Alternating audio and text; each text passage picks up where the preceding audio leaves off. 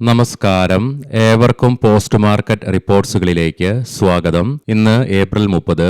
അങ്ങനെ കുറച്ച് നാളുകൾക്ക് ശേഷം ഇന്ന് മാർക്കറ്റ് ഹൈലി വോൾട്ടൈൽ ആയിരുന്നു. എസ്പെഷ്യലി ഓപ്ഷൻ പ്രീമിയംസിലൊക്കെ ഇന്ന് അതിശക്തമായ വോൾട്ടാലിറ്റിയും അനുഭവപ്പെടുകയും ചെയ്തു. ഇന്ത്യൻ രൂപയ്ക്ക് ഇന്ന് US ഡോളറിനെതിരെ ഒരു മാസത്തിനു ശേഷം വീണ്ടും ഫ്രഷ് റെക്കോർഡ് ലോ ക്രിയേറ്റ് ചെയ്യേണ്ടതായിട്ടും വന്നു. കൂടാതെ ഇന്ന് ഇന്ത്യൻ മാർക്കറ്റിനെ ശക്തമായൊരു നഷ്ടത്തിലേക്ക് തള്ളിവിടുവാൻ ഇടയാക്കിയ കാരണങ്ങൾ എന്തൊക്കെയാണെന്ന് വിശദമായി തന്നെ നമുക്ക് ഈ വീഡിയോയിൽ പരിശോധിക്കാം. ലീഡിംഗ് ആയ എല്ലാ ഇൻഡസ്ട്രീസുകളിലും ഗ്യാപ് ഡൗൺ ഓപ്പണിംഗ് തന്നെയായിരുന്നു ഇന്ന് ലഭ്യമായിരുന്നതും. എങ്കിലും നിഫ്റ്റിക്ക് ഇന്ന് അതിന്റെ ക്രൂഷ്യൽ സപ്പോർട്ട് ലെവലായിരുന്ന 23,800 എന്ന ലെവലിന് തൊട്ട് താഴെ നിന്നായിട്ട് സപ്പോർട്ട് എടുക്കുവാനുമായി തൽഫലമായി 180 പോയിന്റുകളുടെ നഷ്ടത്തോടുകൂടി 24,000 എന്ന സൈക്കോളജിക്കൽ ലെവലിന് തൊട്ട് താഴെയായിട്ട് വ്യാപാരം അവസാനിപ്പിക്കേണ്ടി വന്നപ്പോൾ സെൻസെക്സിന് 582 പോയിന്റുകളുടെ നഷ്ടത്തോടുകൂടിയും ബാങ്ക് നിഫ്റ്റിക്ക് 540 പോയിന്റുകളുടെ നഷ്ടത്തോടുകൂടിയും വ്യാപാരം അവസാനിപ്പിക്കേണ്ടതായിട്ടും വന്നു. കൂടാതെ NSEയുടെ അഡ്വാൻസ് ഡിക്ലൈൻ റേഷ്യോയിലും ആകെ 1146 സ്റ്റോക്കുകൾക്ക് മാത്രമേ നേട്ടത്തോടുകൂടി വ്യാപാരം അവസാനിപ്പിക്കുവാനുമായുള്ളൂ. അതേസമയം 1795 സ്റ്റോക്കുകൾക്ക് നഷ്ടത്തോടുകൂടിയും വ്യാപാരം അവസാനിപ്പിക്കേണ്ടതായിട്ട് വന്നു. സെക്ടർ വൈസ് നോക്കുമ്പോൾ ഇന്ന് മെറ്റൽ സെക്ടറിൽ ശക്തമായ ഇടിവ് നേരിട്ടു. തൽഫലമായി 2% നഷ്ടവും നേരിടേണ്ടതായിട്ട് വന്നു. കൂടാതെ PSU bank, FMCG, auto, banking തുടങ്ങിയ മേഖലകൾക്കും ഇന്ന് നഷ്ടത്തോടുകൂടി തന്നെ വ്യാപാരം അവസാനിപ്പിക്കേണ്ടതായിട്ടും വന്നു. കൂടാതെ റിയാലിറ്റി, ഇൻഫ്രാസ്ട്രക്ചർ മേഖലകൾക്കും പ്രഷർ അനുഭവപ്പെടുകയും ചെയ്തു. 108 പോയിന്റുകളുടെ അഥവാ 0.37% നേട്ടത്തോടുകൂടി വ്യാപാരം അവസാനിപ്പിക്കുവാനും സാധിച്ചു. ഇന്ന് നിഫ്റ്റി IGയെ പ്രധാനമായും നേട്ടത്തിലേക്ക് നയിച്ചത് ഇന്ന് രാവിലെ നമ്മൾ പ്രീ മാർക്കറ്റ് റിപ്പോർട്ട്സിൽ കണ്ടിരുന്നു. ഇന്നലെ US മാർക്കറ്റിൽ ടെക് ഹെവി വെയിറ്റ് സ്റ്റോക്കുകളായ മെറ്റ, ആൽഫബറ്റ് തുടങ്ങിയവയുടെ ക്വാർട്ടർലി ഏർണിംഗ്സ് മാർക്കറ്റ് എക്സ്പെക്ടേഷനെയൊക്കെ ബീറ്റ് ചെയ്തുകൊണ്ട് ശക്തമായി വന്നത് തന്നെയാണ് ഇന്ന് ഇന്ത്യൻ IT മേഖലയ്ക്കും നേട്ടത്തോടുകൂടി വ്യാപാരം അവസാനിപ്പിക്കുവാനും ഇടയാക്കിയത്. ബോർഡർ മാർക്കറ്റ്സിലും ഇന്ന് വീക്ക്നെസ് പ്രകടമായിരുന്നു. നിഫ്റ്റി മിഡ് ക്യാപ്പിനും സ്മോൾ ക്യാപ്പിനും 1% നഷ്ടത്തോടുകൂടി തന്നെ വ്യാപാരം അവസാനിപ്പിക്കേണ്ടതായിട്ടും വന്നു. ഇന്ന് ഇന്ത്യൻ രൂപയ്ക്ക് US ഡോളറിനെതിരെ ഇന്നലത്തെ ക്ലോസിംഗ് ലെവലിൽ നിന്നും 7 പൈസയുടെ നഷ്ടത്തോടുകൂടി 94.92 എന്ന ലെവലിലായിട്ട് വ്യാപാരം അവസാനിപ്പിക്കേണ്ടതായിട്ടും വരികയും ചെയ്തു. ഇനി നമുക്ക് ഇന്ന് നമ്മുടെ മാർക്കറ്റിൽ ഹൈ വോൾട്ടാലിറ്റി ഉണ്ടാകുവാനും ശക്തമായ ഒരു ഇടിവ് നേരിടുവാനും ഇടയാക്കിയ ഘടകങ്ങൾ എന്തൊക്കെയാണെന്ന് വിശദമായി തന്നെ പരിശോധിക്കാം. US പ്രസിഡന്റ് ട്രംപ് ഇറാനുമായിട്ട് ന്യൂക്ലിയർ ഡീലിൽ എത്തിച്ചേരാതെ ഹോർമൂസ് കടലിടുക്കിലെ ബ്ലോക്കേഡ് മാറ്റുകയില്ലെന്നുള്ള പ്രസ്താവന അതിശക്തമായി തന്നെ ഉന്നയിക്കുകയും ഇതിനെ തുടർന്ന് ഇറാന്റെ തുറമുഖങ്ങൾ മാസങ്ങളോളം ഉപരോധിക്കപ്പെടാൻ സാധ്യതയുള്ളതിനാലും തുടർന്ന് ഓയിലിന്റെ വിതരണത്തിൽ തടസ്സങ്ങൾ നീണ്ടുനിൽക്കുമെന്നുള്ള ആശങ്കകൾ വർദ്ധിച്ചതിനാലും എണ്ണ കമ്പനികളുമായി US പ്രസിഡന്റ് ട്രംപ് ഇന്ന് ചർച്ച നടത്തുകയുണ്ടായി. ഇതിനെ തുടർന്ന് ഇന്ന് ബ്രന്റ് ക്രൂഡിന്റെ ഫ്യൂച്ചർ പ്രൈസിൽ 5% ഉയർച്ച രേഖപ്പെടുത്തിക്കൊണ്ട് $124 മറികടക്കുകയും ചെയ്തു. ഇതിനെ തുടർന്ന് എണ്ണയുടെ വിലയിൽ ഉണ്ടാകുന്ന ആശങ്ക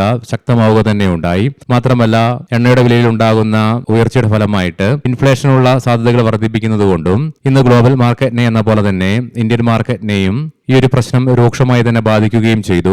ഇന്നലെ നമ്മുടെ മാർക്കറ്റ് അടച്ചതിന് ശേഷം US നടന്ന ഫെഡ് മോണിറ്ററി പോളിസിയിൽ ഫെഡിന്റെ ഭാഗത്ത് നിന്നും ഇൻട്രസ്റ്റ് റേറ്റ് സ്റ്റഡി ആയിട്ട് തന്നെ നിലനിർത്തിയെങ്കിലും US central bank wait and watch എന്ന മോഡിലേക്കാണ് അവരുടെ സ്റ്റാൻസ് ഉറപ്പിക്കുകയും ഉണ്ടായത്. കാരണം നിലവിലെ വെസ്റ്റേഷൻ പ്രശ്നങ്ങളെ തുടർന്ന് അത് ഓയിലിന്റെ വിലയിൽ ഉണ്ടാക്കുന്ന ഉയർച്ച മൂലം ഇൻഫ്ലേഷനുള്ള സാധ്യതകൾ നിലനിൽക്കുന്നതുകൊണ്ട് തന്നെ. കൂടാതെ ഇന്നലെ വിദേശ ധനകാര്യ സ്ഥാപനങ്ങൾ 2,500 കോടി രൂപയ്ക്ക് അടുത്ത് സെല്ലിംഗ് ഇന്ത്യൻ ക്യാഷ് മാർക്കറ്റിൽ തുടർന്നതും ഇന്നൊരു ഘട്ടത്തിൽ ഇന്ത്യ വിക്സ് 11% ഉയർച്ച ഇൻട്രാഡേ ബേസിസിൽ രേഖപ്പെടുത്തിക്കൊണ്ട് 19.48 എന്ന ലെവലിലേക്കും എത്തിച്ചേർന്നു. പിന്നീട് കൂൾ ഓഫ് ആകുവാൻ സാധിച്ചെങ്കിലും ഇന്ന് ഇന്ത്യ വിക്സിൽ അനുഭവപ്പെട്ട ശക്തമായ ഉയർച്ചയും കൂടാതെ ഇന്ന് ബ്രോഡ് ബേസ്ഡ് ആയിട്ടുള്ള വീക്ക്നെസ് പല സെക്ടേഴ്സിലും ദൃശ്യമായിരുന്നു. Especially auto, PSU bank, reality, metal തുടങ്ങിയ മേഖലകളിൽ.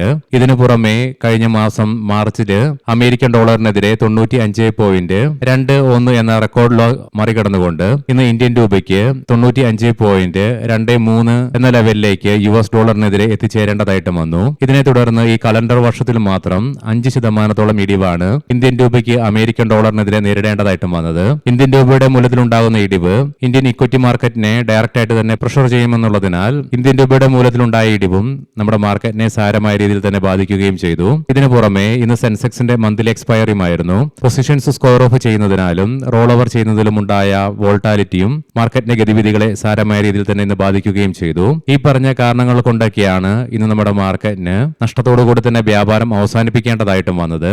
ഗ്ലോബൽ മാർക്കറ്റുകൾ പരിശോധിക്കാം. യുഎസിലെ ഡോ ജോൺസ് ഫ്യൂച്ചർ രാവിലെ കണ്ട പോലെ തന്നെ നേരിയ നഷ്ടം അഥവാ 60 പോയിന്റുകളുടെ നഷ്ടം മാത്രമേ നിലവിൽ പ്രതിഫലിക്കുന്നുള്ളൂ. യൂറോപ്യൻ മാർക്കറ്റ്സിൽ UK മാർക്കറ്റ് 1%, ജർമ്മൻ മാർക്കറ്റ് നേരിയ നേട്ടത്തോടുകൂടിയും വ്യാപാരം നടത്തിക്കൊണ്ടിരിക്കുമ്പോൾ ഫ്രാൻസ് മാർക്കറ്റ് 0.5% നഷ്ടത്തിലാണ് വ്യാപാരം നടത്തിക്കൊണ്ടിരിക്കുന്നതും. ഏഷ്യൻ മാർക്കറ്റ്സിൽ ഇന്ന് സിംഗപ്പൂർ, തായ്ലൻഡ്, ചൈനീസ് മാർക്കറ്റുകൾക്ക് മാത്രമേ നേട്ടത്തോടുകൂടി വ്യാപാരം അവസാനിപ്പിക്കുവാനുമായുള്ളൂ. ബാക്കി എല്ലാ മാർക്കറ്റുകൾക്കും നഷ്ടത്തോടുകൂടിയും വ്യാപാരം അവസാനിപ്പിക്കേണ്ടതായിട്ട് വന്നു. ബ്രെൻ ക്രൂഡിന്റെയും ക്രൂഡ് ഓയിലിന്റെയും വില ഫ്ലാറ്റ് ആയിട്ട് തന്നെ തുടർന്നുകൊണ്ടിരിക്കുന്നു. ബ്രെൻ ക്രൂഡിന്റെ വില $110.48 per ബാരൽ എന്ന നിലയിലായിട്ടും ക്രൂഡ് ഓയിലിന്റെ വില $106.96 per ബാരൽ എന്ന നിലയിലുമായിട്ടാണ് വ്യാപാരം നടത്തിക്കൊണ്ടിരിക്കുന്നതും. ഗോൾഡിന്റെ വിലയിലും 1.84% ഉയർച്ചയോടുകൂടി $4,629.45 per ഔൺസ് എന്ന നിലയിലായിട്ടാണ് വ്യാപാരം നടത്തിക്കൊണ്ടിരിക്കുന്നതും. ഇനി നമുക്ക് ഇന്നത്തെ പ്രധാനപ്പെട്ട സ്റ്റോക്കിംഗ് ന്യൂസുകൾ പരിശോധിക്കാം. മുൻകൂട്ടി ഓർമ്മിപ്പിച്ചുകൊള്ളട്ടെ, ഇതൊരു ബൈ ഓർ സെൽ റെക്കമെൻഡേഷൻ അല്ല. ക്വാർട്ടർലി ഏർണിംഗ്സ് പറയുന്നത് quarter 4 consolidated year on year ബേസിസിലാണ്. ബജാജ് ഓട്ടോ മെയ് 6 ചേരുന്ന കമ്പനിയുടെ ബോർഡ് മീറ്റിംഗിൽ ഷെയർ ബൈബാക്കിനെ കുറിച്ചുള്ള തീരുമാനമെടുക്കും. HUL കൺസോളിഡേറ്റഡ് നെറ്റ് പ്രോഫിറ്റില് 21%, റവന്യൂവില് 8% വർധനവ് രേഖപ്പെടുത്തി. കൂടാതെ 22 രൂപ per ഷെയർ എന്ന നിലയിൽ ഡിവിഡന്റിനുള്ള അനുമതിയും ബോർഡ് നൽകി. ഫെഡറൽ ബാങ്ക് സ്റ്റാൻഡേർഡ് ചാർട്ടേഡ് ബാങ്കിന്റെ തിരഞ്ഞെടുത്ത ക്രെഡിറ്റ് കാർഡ് പോർട്ട്ഫോളിയോ സ്വന്തമാക്കുവാൻ ബാങ്ക് പദ്ധതിയിടുന്നു എന്നുള്ള റിപ്പോർട്ട്സ് വരുന്നുണ്ട്. ന്യൂജൻ സോഫ്റ്റ്വെയർ നെറ്റ് പ്രോഫിറ്റില് 1.9% ഇടിവ് രേഖപ്പെടുത്തിയപ്പോൾ റവന്യൂവില് 5.3% വർധനവും രേഖപ്പെടുത്തി. ഹിന്ദുസ്ഥാൻ സിങ്ക് കമ്പനിയുടെ ഇൻഡിപെൻഡന്റ് ഡയറക്ടർ സ്ഥാനത്തു നിന്നും ശ്രീമതി പല്ലവി ജോഷി ബബ്രു രാജി പ്രഖ്യാപിച്ചു.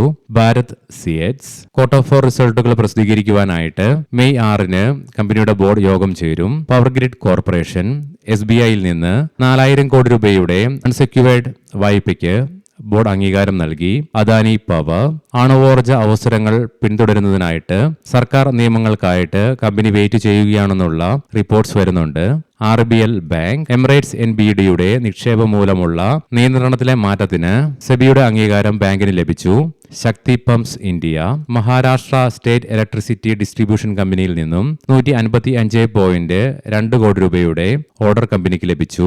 അദാനി പോർട്സ് കൺസോളിഡേറ്റഡ് നെറ്റ് പ്രോഫിറ്റില് 10.4%, റവന്യൂവില് 26% വർധനവ് രേഖപ്പെടുത്തി. കൂടാതെ 7.5 രൂപ per ഷെയർ എന്ന നിലയിൽ ഡിവിഡന്റും പ്രഖ്യാപിച്ചു.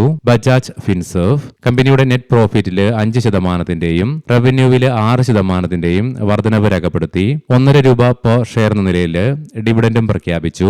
ഏവർക്കും നല്ലൊരു വീക്കെൻഡ് ആശംസിക്കുന്നു. ഞായറാഴ്ച ഉച്ചതിരിഞ്ഞ് മാർക്കറ്റ് ഔട്ട്ലുക്ക് വീഡിയോയുമായി കണ്ടുമുട്ടാം. നന്ദി, നമസ്കാരം.